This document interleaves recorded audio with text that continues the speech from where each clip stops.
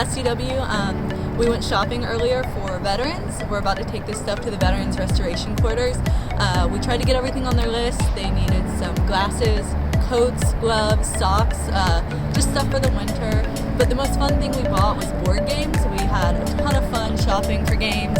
We're really excited to drop this stuff off.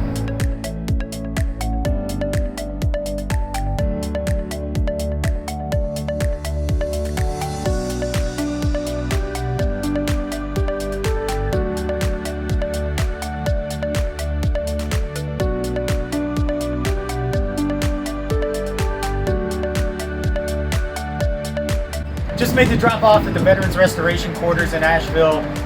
Excited to make our contribution. Excited to have spent some time with everybody inside. They do a lot of really great things here. Can't wait to get back later in the month.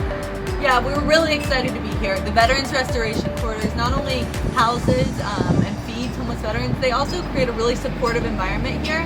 We can't wait to get back and serve and prepare a meal in a few weeks, and please donate to this great organization.